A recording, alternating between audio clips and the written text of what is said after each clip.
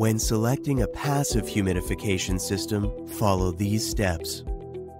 Connect the inspiratory limb of the patient circuit to the inspiratory outlet of the ventilator. Connect the expiratory limb of the patient circuit to the expiratory set. Place the humidifier over the Y connector of the patient circuit.